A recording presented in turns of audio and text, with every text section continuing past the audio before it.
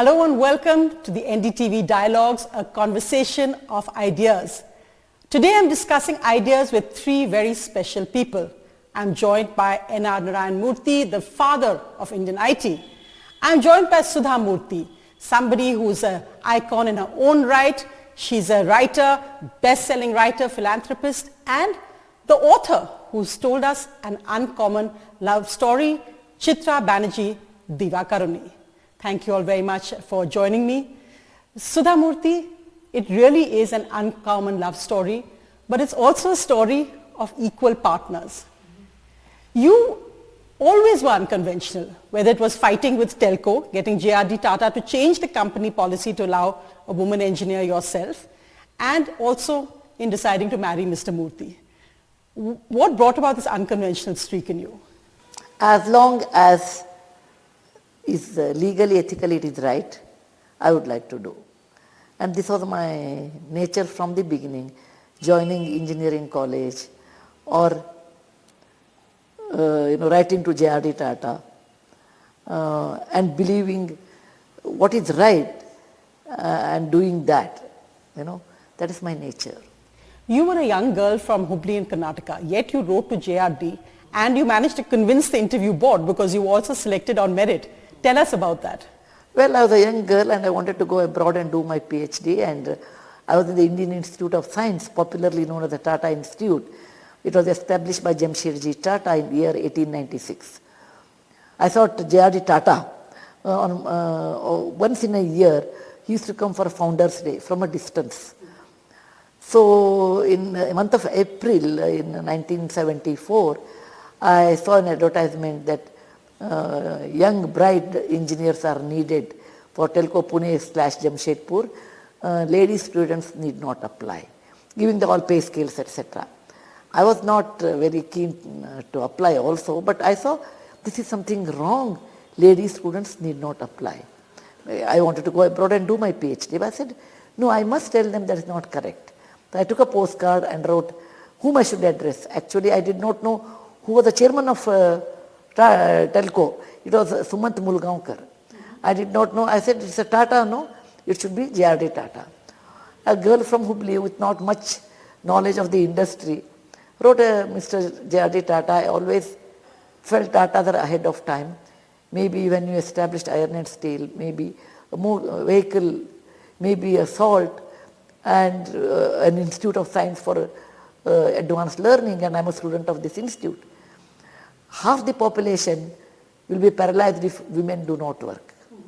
And this idea is something wrong, and how can it come from house of Tatas?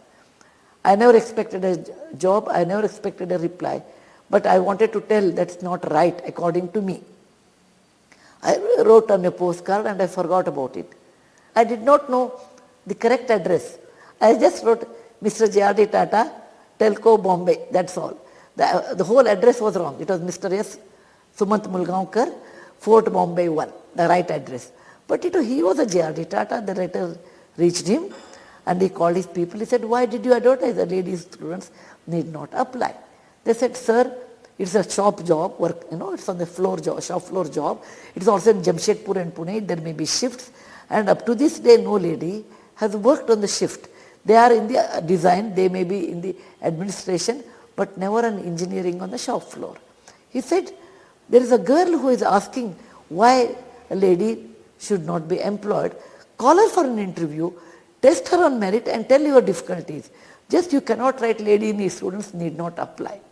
So that's the first glass ceiling you broke. But tell me, Mr. Murthy, when you first met Sudhaji, did you realize the unconventional, special person you were meeting? At that point, I presume you had no thoughts of marriage or love. You were focused on doing something different. You were focused at that time on patriotism, your vision of what India should be. How did Sudha Murty ji, how did it come about? Well, she was full of joy. She was very talkative. She would burst into laughter at her own jokes. She had a very good sense of self-deprecating humor, and she was widely read. And she was working in a man's land, which is Telco factory. So all these things in some way added to the mystery, added to the allure. So therefore, I said I should get to know this person. And one of my friends, who was a Tata Administrative Services trainee, he and Sudha would be traveling on the same bus to Telco every day during his training at Telco, and he invited her to the room where I was staying as in an apartment on Model Colony in Pune, and that's how I met her. And talking to her showed me that she was very deep in her thinking, in her knowledge, in her analysis, in her widespread readership of important books, philosophy, economics, physics, electrical engineering, mathematics most of all. She was definitely better than me in mathematics. So those were some of the reasons why I was attracted to her. Well, Chitra, if you can come in here, because of course, I mean, as an author, you have written so many books, but really historical fiction, you brought alive the stories of some of our most wonderful women characters in a sense. What was it like for you writing about two people, very much real life characters, larger than life, so different and also so unconventional? It was a wonderful experience. I really learned a lot about writing a different kind of book through this, but it was also very challenging because I had only a limited amount of space where I could use my imagination because, I wanted to stay close to their lives. I wanted to really bring their stories alive. So I had to use the facts that Murthy ji and Sudha ji gave me, and they gave me some wonderful facts. And then I had to use my imagination to really feel what they must have felt at those times. And that's what I tried to bring out in the books. Their thoughts, their feelings, their kind of innermost secrets that maybe they didn't tell anybody. It is actually, Chitra, because it's such a deeply personal book, and it talks also, because it's not all, fairy tale endings or a love story as you see in the films. It's a very real love story with the same kind of difficulties, the highs and lows, the sacrifices. And you had a third partner, or almost like a love triangle, because Infosys was so much a part of your love story. How did you deal with that, Sudhaji? For me, Infosys is a baby. It's like I always say, I'm a mother of 3 children, Akshata, Infosys, Rohan Murthy. So even today, after retirement, and I go to Infosys, I'll never take a visitor's pass. I always say I'm a mother. For a mother, taking a pass is an insult. Okay. I knew it was Murthy's dream. And Murthy wanted to do that. So, we came from a middle class family. And it is the license Raj in those days. Building a company was not easy. We did not have money. We didn't have connection. And we were not in the right place. Okay. Probably we are in the right frame of mind, I suppose. So when Murthy wants to do Infosys, he is working for Infosys, I felt I should support completely, unconditionally. And the company may take place, may come out with success, may not. But I had always faith on Murthy that he gives his 100% best and I should give my 100% support. And in fact, when you first met Mr. Murthy, when you talked about that you were a young girl at that time who loved movies, your dream was Rajesh Khanna, and then you met Mr. Murthy, who has many wonderful qualities, but perhaps not Rajesh Khanna-like. Did reality turn out better than dreams? Well, when you are young, you can dream many things. But when I met Murthy, I realized one thing. Number one, he is extremely sincere whatever he does. He is very honest. And he reads a lot. It was my condition in marriage that I want to marry someone who reads a lot. Because that's a very common value between me and Murthy, is reading habit. And he's a very intelligent person. Though he underplays saying that Sudha is very good, but he is definitely better than me in mathematics and physics. That I know. But he doesn't show. Okay. So here is a man who speaks my language, because I'm very fond of Kannada, my mother tongue, and who reads a lot and who leads a simple life. He always, he never felt like the man who came from abroad, he's checking from Paris to Peshawar. He looked as simple as a college student, and he always looked young. So I said, here is a person probably who fits in my imagination of with whom I can spend my life. And Mr. Murthy, you proposed an auto rickshaw. Now, why did you decide to choose that non-romantic mode of transport to propose? Well, our world was small. We were middle class people. Our resources were limited. For us, even a ride in auto rickshaw was some kind of a luxury. And number two, it also provided us a little bit of privacy, because we too would speak in Kannada, and generally the driver wouldn't be able to understand Kannada. He spoke Marathi or Hindi or something, and therefore we considered it a suitable place to exchange our inner thoughts, our confidential feelings, all of that. So that was so natural for me. Mm-hmm. And Chitra, to bring you in on that, because not just the story of two people, it was also really, when I was reading it, the rise of Infosys and the rise of India's IT industry. And also when we read it today, you're tracking really from the license Raj to the initial years of liberalization and where we've reached today. So did you see it also more as a social commentary? It's a world that existed, which comes alive so vibrantly today. Yes, it's definitely the story of a nation in flux. It is, and that's what makes Murthyji's story and Sudhaji's story so interesting and so timely, because people have forgotten those early days. And it's important for us to remember our history and to remember how people struggled in the beginning to create the wonderful entrepreneurial culture that we have in India, and what kinds of sacrifice it took, and the human cost. I think the human cost of entrepreneurship was very high at that point. And because of things that Mr. Murthy and the other founders of Infosys, because of the troubles they went through and the sacrifices that the wives like Sudhaji made at that point, it has made things much easier now. That success was built on the backs of these early pioneers. And I do want readers of the book to understand that, to appreciate that, and also maybe to gain some, some encouragement from that when their lives seem to be going difficultly. In fact, Mr. Murthy, I just wanted to quote some bits of the book when your struggle started. You first were very influenced by Nehruvian socialism. You then had a vision of compassionate capitalism. That was the model you wanted to promote of business. And at that time, businessmen were seen as crooks. Things like getting a phone connection, you had to go to the post office to get phone calls from the United States, which was a key you wanted to develop there.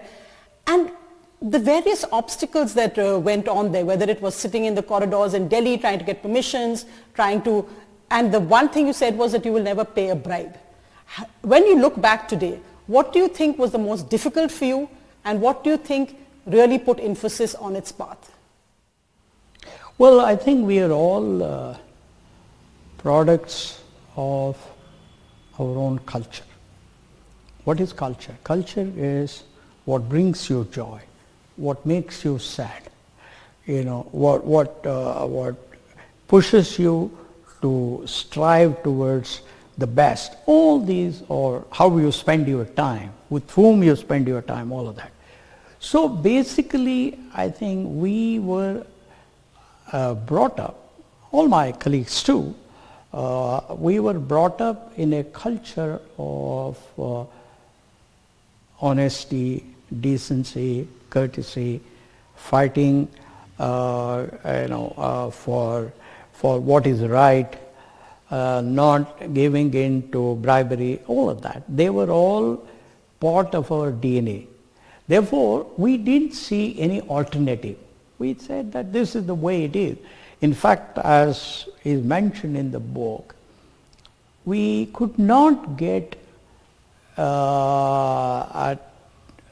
to import a second-hand Magnuson computer, which was promised by our customer then, if we got a telephone connection. We lost it. We didn't do that.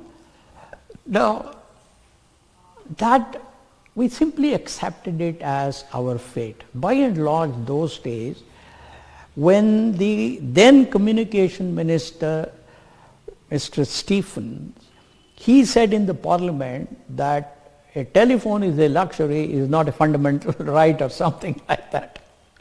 And he even said, look, even, the telephone doesn't work even in the PM, Mrs. Indira Gandhi's house. Why are you people complaining? That was the mindset those days. So we were all brought up on the staple diet of small dreams, small vision, all of that. But I just wanted to bring that especially because you had made integrity such a key principle of your business philosophy. When you were called crooks, how did you react to that? And when you look today, because of course we had liberalization in 1991, which you both talk at that time and say this finally the words is what we want to hear businessmen. And now we are seeing in 2024 this whole focus on entrepreneurs, startup founders, creating jobs. So it's come full circle. How do you see that in your lifetime, that going from there to today? What would you see have been the big changes? Well, as you know, liberalization brought us a few aids. One, it removed licensing in high tech. Otherwise, we had to go to Delhi 50 times, sit there for hours to get license to import a $50,000 computer. That's one. How many hours did you used to spend in those corridors? Oh, you would be made to wait about 2.5 hours before the officer even saw you, because that was the way they showed their power. Mm-hmm. The second thing that liberalization did was they brought in current account convertibility. Till then, till 1991, if I wanted to travel abroad, I had to go to Reserve Bank, make an application to Reserve Bank of India, go there 3-4 times, and maybe after 12 to 15 days, I would receive permission to travel 2 or 3 days abroad. But the government realized, Dr. Manmohan Singh, Sri Montek Singh Ahluwalia, and Sri Chidambaram, these are the 3 architects of the liberalization under the guidance of Sri Narasimha Rao. Without Narasimha Rao, I don't think it would have happened. We must all recognize it. Okay. They realized, Dr. Manmohan Singh realized that not having current account convertibility is not going to help India to increase its export and improve its balance of payments position. So they brought in current account convertibility. The third thing they did was, there was an officer called Controller of Capital Issues who sat in Delhi, who had no idea what stock markets were. And he was the one who was supposed to decide at what price you would go, you would have your IPO. Dr. Manmohan Singh decided that this is silly, therefore he abolished that office. And he said individual entrepreneurs can appoint their own investment bankers and decide on the price at which you have your IPO. And then the most important thing they did was, see, George Fernandez, the then industry minister during Morarji Desai's 77 government, had decreed that all multinationals will be allowed to only 40%. A few multinationals like Levers, Bosch, they all complied with, but many of them left India. The 2 notable ones amongst them was IBM and Coca-Cola. Mm-hmm. Now coming to my context, IBM, Microsoft, all those major players in technology were not ready to come to India unless they owned 100%. So what Dr. Manmohan Singh did was to say that in the technology field, multinationals can own 100%. That was the best thing that happened to India, because that enhanced the competition for us, not for customers, because our customers were all abroad, but for employees, for talent. Right. Therefore, we learned a lot of good things from these multinationals on how to attract good talent, how to provide a high level of comfort for this talent, how to make them like our companies. So I think these were the major... and how to beat them, because I mean, in a sense that's what Indian companies like Infosys also did in terms of where to work. So when you look at where we are today, it's interesting. So from 1991 to 2024, it's completely, we've come full circle. What do you think, with India set to become the third largest economy probably in a few years from now, what do you think have been the big changes, and does it gladden you that you see this in your lifetime from those days to today? Well, starting from 1991, when Sri Narasimha Rao ushered in liberalization, successive governments, but notably, I think, Sri Modiji's government has started an important initiative called Startup India. Yes. That Startup India has encouraged a lot of entrepreneurs. I mean, I see in my own territory here, in my own suburb here of Jayanagar, there are so many new restaurants, there are so many vegetable vendors, fruit vendors, the fitness centers, clothing centers. They're all small ones. But entrepreneurs are very excited. They are adding value to the economy. They are creating jobs. So I think we have progressed quite a lot. Today, there is considerable encouragement for entrepreneurs thanks to Startup India. And the second thing that Sri Modi ji has done is the new education policy, which is a very important initiative thanks to Dr. Kasturirangan and people like Sri Manjul Bhargav. Now there is a focus on how to improve the quality of primary, secondary and college education in the country, how to help our children learn to solve our problems, to innovate more and more and make our society more prosperous. So I think we have started reaping some of those benefits, but I think we still have some ways to go. Yeah. I wanted to bring you in, Sudhaji, on this point, because really when you talk also about your struggles as a working woman, a wife, a mother, there was that time when in fact you asked your husband, or I mean I don't even think the word asked, but you said that why don't I become a part of Infosys? You were the first angel investor. You gave your 10,000 rupees to help them start off. You were the angel investor and you were told no. Now, as an educated woman, as somebody who had sacrificed so much, what was your reaction to this? And how did you actually, I mean, you know in today's world there's always about who's equal, who's more equal, husband and wife will fight, but how did you accept it and go ahead? It was not easy, it was difficult, convincing the mind, and by that time I had Akshata, our daughter, and Murthy believed that it should not be a husband and wife's company, it is not professional. But he did give me an option, you join and he will not join, or he will join, I will not join. Now what is the solution in that? One is, you go on arguing that, but that is the decision. And, then I said, what is the best solution in this situation? Maybe I will not join now. I will make my alternate career, because I always believed a woman has a lot of capacity, capability, and she has to unleash her potential. I always believed that. I said, so what? If it is not this, something else I will do.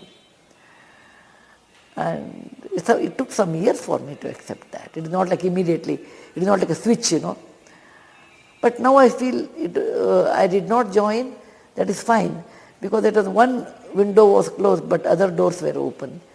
I could touch the life of so many people with a compassionate heart. Otherwise I would have retired as one of the directors of Infosys, probably. Technical director. You're now India's best, highest selling author, woman author, so I think really many doors opened. But often there's this definition of modernity or progress is the clothes you wear, or how you talk, or how well you can speak English. But really when you read the book, you were modern in a sense, a true sense, and progressive, perhaps that's a better word, way before your time, in the choice of husband, in the decision to how you would live your life, where you would work, and many other ways, even in a sense having to leave your child, Akshita, when she was just 2 years old, to work and to support your husband in a sense, and Infosys. What for you is progressive? Not 2 years old, 90 days old. Yeah. 90 days old? Yeah. We left... even more difficult. More difficult. Murthy started in Infosys, and between two of us, one has to bring the bread to the table. And I was not certain how things will be there. And we were in Bombay, I did not have any support. So I took Akshata, 90 days old. I did not even know that I had to buy a ticket for a baby. When in those days I got into the plane, they said, where is the ticket for a baby? I said, I have not bought. They said, you have to buy a ticket for a baby. So I bought a ticket for a 20 rupees ticket. I still have that. And my parents came to the airport, and I told my 56 years old mother and my 32 years old sister that today onwards you should be her mothers. And it was a very difficult decision for me to leave her, though they are my parents, leaving a child, but that was needed. All youngsters should understand, when you want to achieve something, when you want to do something, you will have a lot of challenges. Instead of cribbing, given set of difficulties and given set of circumstances, what is the best way I can do? What is the best way? What is the best solution? For me, I felt it is better that child will grow up with grandparents, with a medical care. My dad was a doctor, my sister is a doctor. Than leaving the baby with someone whom I do not know and travel, depending on my work. How can I do that? So, you have to, when it comes to making a solution, it is hard, but you have to make it. I always say, Infosys was not built in a day, not with the magic wand. It is a sweat, sacrifice, separation, and many more things. But when you build a company, when you build an empire, when you do most difficult things, it requires most difficult challenges. When you do most difficult things in life, because the challenges are very high. Mm-hmm. Do you regret it now, Mr. Murthy? So often it's expected that the woman takes the sacrifices, but when you look back, the fact that Akshita at some point called you a bonus father, or told her mother that you're the CEO of a company where the CEO is never here. In all the controversies about how many hours you should work, I won't get into that. But do you think personally that you lost out on one part of fatherhood because you were so busy setting up Infosys? Mahatma Gandhi has been my hero. Jawaharlal Nehru was my hero. Those people did much, much, much bigger sacrifice. Who are we? What we are doing is piddly. Yes, it is true that I was away from my children. It's true I was away from my wife, life partner, all of that. But if you want to do something worthwhile, then it is always necessary to prioritize as your number one objective and then keep other objectives below that. Therefore, it is inevitable that any person who has aspired to do something worthwhile, in my case, conducting an experiment to prove that entrepreneurship is the best way to create more jobs and more prosperous India. When you have such an objective, it is inevitable that you have to make sacrifices. In my case, my wife brought up our children extremely well. Both of them succeeded very well in whatever they were doing. One did a PhD from Harvard, another went to Stanford. They have been leading very value-based life.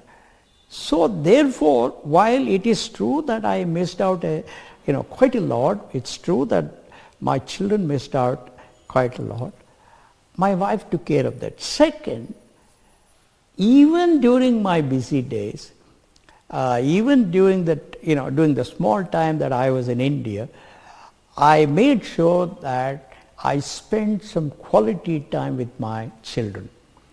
Doing things that they enjoyed most, doing things that brought joy to them. So therefore, as somebody who has always believed that quality is more important than just quantity, I do rationalize that these are all inevitable things, and if you want to do something aspirational, then you must be ready to compromise on some of these things. Do the children agree with that perspective? They're grown up, they've done very well for themselves, but do they agree with this perspective? It is left to them. It's a modern era and it is their way of looking at it. But I don't get into, when children grow up, treat them like friends. Yes. Okay? They have their own life, their own way of working, so you have to ask them. When you read the book, really I think what comes through, what you talk about is simple living and high thinking. But you've actually, and it seems odd that you've often been attacked for this. Even when you say things like I'm vegetarian, so I carry my own spoon, people say that you're being casteist, so this is a superiority. How do you deal with people who criticize on any reason? Let them talk. I don't have control on them. Let them talk. Do you ever look at social media? I don't see. Let them write what they want to write, because there is no control on everyone. And second thing, it is what they think. What I think about myself is more important than what others think of me. So I don't worry. Mr. Murthy, you're often much more outspoken on what you think. So even when it was, I remember about a decade ago when you talked about CEO salaries, even now when we're looking at what's currently happening with startups, and there are many cautionary tales as well. Everything can't be a success. But we see what happens with something like Byju's. We see startups opening and shutting down, and the worry about where the Indian startup industry is doing very, very well, but also the lessons that need to be learned. What would be your advice as somebody who really was the father of this? I think capitalism is new to India. Therefore, we, the evangelists of capitalism, have a huge responsibility to conduct ourselves in a way that the large part of the Indian community, Indian population, understands, appreciates, empathizes and sympathizes with our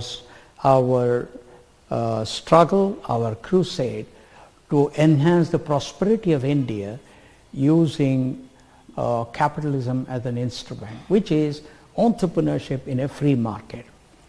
But as leaders or as evangelists of capitalism, we have to ensure that we lead as simple a life as possible. We have to ensure that there is a limit on the greed that we demonstrate. We ensure that there is a certain fairness in the compensation that we take with the lowest level employee. So these are all things that we have to accept it as given, as necessary in an environment in India where capitalism is still new and is viewed with a lot of suspicion. That's my view. In fact, in the book also you talk about that whole, when you said very clearly that for you cleaning your own toilets wasn't something which was a matter of principle again. Now again, when you have young children growing up, it's hard perhaps to convince them or to teach them to follow the same principles, especially when they're teenagers and asking questions. How did you keep that going, or that conversation, especially when it came to something which in India is still seen as taboo, of cleaning your own toilets in many families and especially in many rich families? No, I think children are very curious. They have lots of questions. They observe and derive inference. So therefore, when they ask me those questions, I would explain to them gently and affectionately that these are the best ways of respecting other people, because in our society there was always a feeling that those who clean toilets are less than you. Therefore I would tell them that, look, nobody is less than us. It so happens that we have been put into a very advantageous situation by God. So we cannot take that as our right, we cannot take it with a sense of arrogance, and therefore, to the extent possible, we should try and do things that will give us a sense that we are trying to be as fair to the society as possible. They would understand. Both the children understood very well. They were very curious, bright, and inquisitive children. Absolutely. You've written about, Chitra has written about how Rohan used to have many more questions. So for instance, he liked eating, if he wanted to go to a restaurant for his birthday, and you tried to explain to him, at that time Infosys was doing well, but you tried to explain to him on how the money should be used. Tell us about that. I always told children, I used to take them take them to my work and see how other people live. So I told Rohan once, we were working in a tribal area. I said, look at those children. They are as bright, maybe brighter than you, okay? But you are born this side of the line, so you have all the advantage. So you have a duty towards them. Now, celebrating a birthday in a big way, you may say, you spend that of money. And it's one day affair. If you save the same money and give it to these people who would like to study, it can change their lives. For you it may be a small amount, for them it's a life-changing money, right? We can pay their fees. So I told, this is my opinion, is birthdays come and go. We are not Mahatma Gandhi, we are not Sri Ramachandra, we are not Sri Krishna, where their birthdays are celebrated whole country, and we are ordinary people. So birthday, every year it comes. It is not like, it won't come next year, it comes. You're a deeply spiritual and devout person. How do you define, when you see, even in the book that talks about how your faith has come to your help in many, many difficult situations? So it is my personal thing, but faith has helped me. For example, whenever I'm down, whenever I have difficulties, then, I was brought up in a village where we did not have electricity, and that time the only way is reading classics like, reading our Ramayana and Mahabharata, because my grandfather was a Sanskrit scholar. So he always taught those things, or mythology. So whenever I have difficulties, I always think, whom we call God, they also underwent a lot of difficulties. Krishna, when he was born, he was taken away from his mother. And he was also called Ranchorji because he did not fight with Jarasandha in Mathura.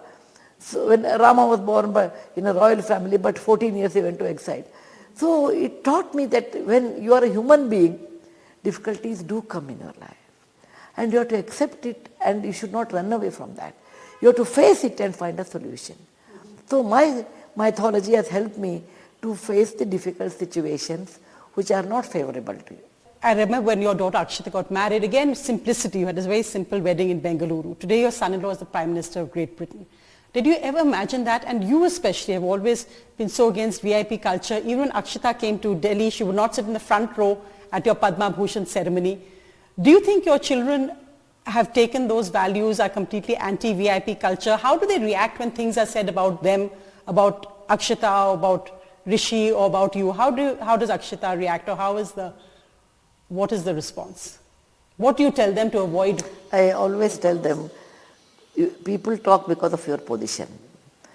And if you are honest, if you are helping your country, your job, what you are doing, people always talk. People have, you know that very famous song, Kuch to log kahenge, logon ka kaam hai कहना. So ignore that. And as long as the law, what work you do is ethically, legally right, do that. And you don't have to have anybody as a witness. God is a witness. And do your work. Let them talk. It may affect you for some time, but in the long range, you should learn to let them talk. I will do my work. Did you think that young groom would one day be Prime Minister? And what is your advice to Akshita? You know, as foreigners, we have desisted from commenting on the affairs of another country. Therefore, we just do not comment on those issues.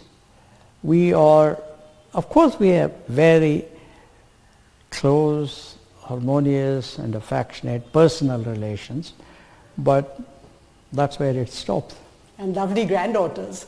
Yeah, lovely. Of course. Two of them. Yes, and we have a grandson, Ekagraha. Oh. Rohan and Aparna's child, Ekagraha. So is just 2 months and 7 or 8 days old, 7 days old, oh, 2 months and 7. Warmest congratulations, because you said that even when you go to Great Britain, no special treatment at immigration or anything, you wait in the same lines as everyone else. Yeah, I'm not any other Indian, what is there in that. Chitra, did you find that, because I think there's so much curiosity about the Murthys also, and whether the public persona, how authentic it is, that you've actually, when you've written, this is not something new, this is not a cultivated persona for cameras or for social media, it's something that they believe in from their childhoods, really. I felt that they were very open to me, and that what you see is what you get. That the Murthys have never been interested in creating a public persona that people will look up to and maybe, kind of bow down to. They just say what's on their minds, and they really don't care that much. They feel that they need to stay true to their values. They realize that they're not perfect people. They stay with their values. They stay with their opinions. It may not be something that others agree with. It may not be something that others will admire, but they stay true to themselves. And I found that very interesting, and also in a very human way, courageous and inspiring.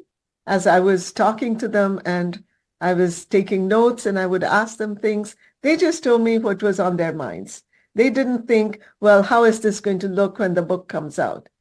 And I really appreciated that level of frankness, honesty, and trust. And in fact, the question often asked now is, what next?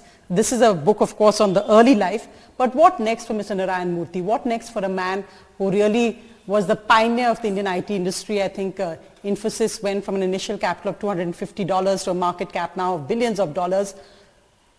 You believed in patriotism. You believed in doing more. Would you ever look at a career in politics, the whole theory that always that, do you want to be the president of India? Would you look at public service as politics? No, I think I'm too old for any of that. I'm now 78. Therefore, this is the time for me to enjoy the progress of our grandchildren, the progress of our children, the progress of our younger colleagues. This is the time for me to read more about physics, mathematics, philosophy, economics and other things. This is the time to enjoy music. This is the time when, to the extent possible, I should be seen but not heard. Ideally. But that's very difficult. So Sudhaji, I'm going to ask you the same question because we have a Padma Vibhushan and a Padma Bhushan, and it was wonderful to see you also at Rashtrapati Bhavan with President Murmu, who again is so inspirational. What about you? Do you think you would ever enter into public service? Maybe look at politics. I'm in public service. I help people. Of course. Okay, I've handled 14 national disasters and 1 pandemic. So I do public service, but I don't require a position for that. I'm happy like this. So I want this story time is another way of servicing, giving the good moral As values. an agent of change. Next generation, because children don't stay with grandparents now because of the urbanization, smaller house. Grandparents are also do not want to stay. So in the process, there is nobody at home who can tell them the stories. So this is another way of service I am doing, converting them, my daughter-in-law converting them into a digital media, and children can see and enjoy. And India, of course, is celebrating its Republic Day. Again, what, as you look, and again I'm saying, Mr. Murthy, because you've really seen a whole trajectory of India, the whole changes that are coming around, and also in the sense that India geopolitically also in a very different position than it was perhaps when you started off as a young man. When you look today, what would you say are the biggest opportunities you see for this great nation and the biggest challenges? What would be your advice or your thoughts as we end this interview? Well, I think there are many countries that have shown the path towards betterment. China is a great example. They are already at somewhere around 6 times or 5.5 times the GDP of India, 19.6 trillion or so. Singapore has done a very good job. They per capita GDP is higher than the US. There are countries like Malaysia, Thailand, etc., which have become middle income countries. So I think the path to betterment is very clear. I think as long as we use our intellect, as long as we use our value system, as long as we use our desire for betterment of India in a very positive way and bring the betterment of people who were born with fewer opportunities than we were, I think that's the best that we can all do, and that's the best that I would hope for the country, that every Indian who has had that opportunity to progress should think of those who have not had and in a very positive way contribute to it. Mr. Murthy, your biggest achievement and biggest regret? Well, I don't know whether I have to say it's my achievement. The achievement of my younger colleagues and I, as well as the early adopters, is that as a team we created the first and the largest experiment in democratization of wealth. We distributed 19% of the wealth of Infosys. Today it's probably about $18-19 billion. I myself made sure that I was quite generous with my younger co-founders, and we ran the company with good governance, definitely between 1981 when I founded it and 2014 when I stepped out of it. We also worked very hard to demonstrate that even Indians can aspire to a certain level of excellence amongst the Committee of Nations. I think in some way these are some of the things that we did together as a team. Some way I could have spent more time with my children. But again, as I told you earlier, life is all about prioritizing. Life is all about using your time for what you think has the best multiplier. So therefore, I could have spent more time with family, with my wife, with my children. That's what I would say. Well, it's never too late for that, so it really has been wonderful. But they don't have time now. For us, that's the problem. That's the cycle of life, I know really. But it has been wonderful to read this book, and I think it really gave me an insight into two, as I said, equal partners. Thank you very much, Sudha Murty and Narayana Murthy, and Chitra Banerjee Divakaruni for bringing us this wonderful insight. Thank you. Thank you.